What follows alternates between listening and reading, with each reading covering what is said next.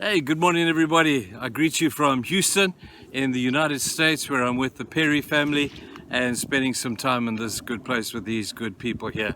We're in the book of Mark, chapter 6, and I want to take you to the verses that run from verse 6, where Jesus, in the previous passage, remember yesterday, was telling us about one thing you can be sure of if you are a believer, and that is you can be sure that there will be persecution.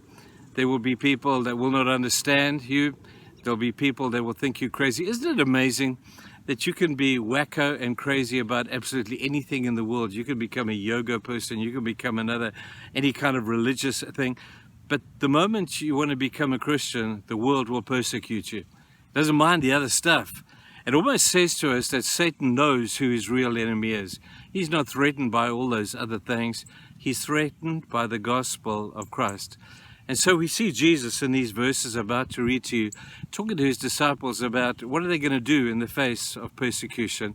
And he lets them loose to go and test this. Then Jesus went around teaching from village to village, calling the 12 to him. He sent them out 2 by 2 and gave them authority over evil spirits. These were his instructions: take nothing for the journey except a staff, no bread, no bag, no money in your belts. Wear sandals, but not an extra tunic. Whenever you enter a house, stay there until you leave the town. And if any place will not welcome you or listen to you, shake the dust off your feet when you leave, as a testimony against them. They went out and preached that people should repent. They drove out many demons and anointed many sick people with oil and healed them. Here's 3 sustainable entities for long-term ministry in this one passage. The first thing is Jesus sent them out 2 by 2.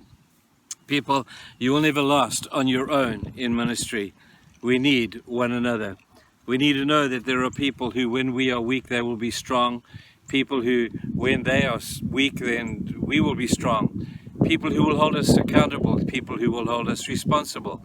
We need to be in ministry as teams. I love the thought of teams of 2. In the Old Testament, it talks about the power of 2. It says 1 will put 1,000 to flight, but 2 will put 10,000 to flight.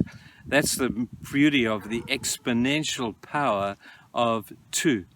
And so Jesus encourages us, if we're going to be in sustainable ministry, we don't want to do that alone. The next thing that Jesus talks about in this passage is what it means to trust God. He says, don't take anything with you other than a staff. No extra tunic, no extra sandals, no nothing. You just learn what it means to trust God. Now, people, we trust a lot of things. We think we've got money in the bank, we can trust that. We think we've got gifts and abilities and talents and all that. There's only one who can pass the true test of time when it comes to trust, and that is God.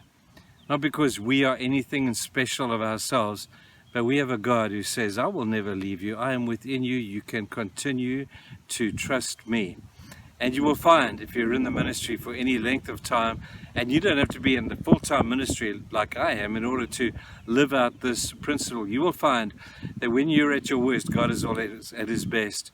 And when you have nothing but God, you will find that God is enough.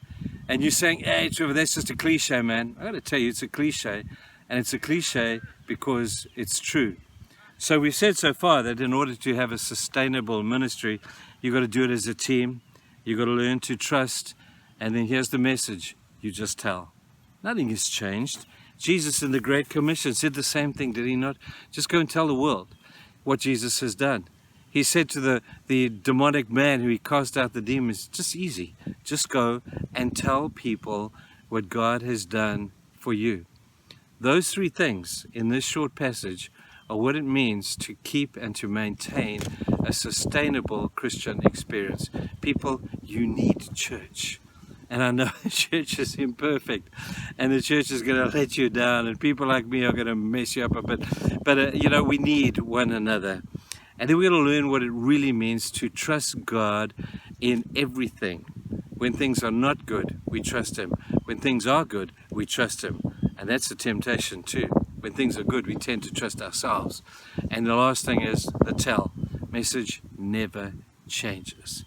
Just go and tell people what Jesus has done for you, and that's all you have to do. You don't have to raise the dead.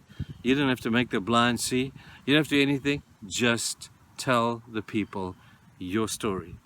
Now, I hope that this week, or even today, man, you will take every opportunity to do those three things. Do it in partnership, do it as a team, do it in a trusting attitude, and go out there and tell the people what Jesus has done for you. Go and have a great day, people. We'll see you soon. Bye.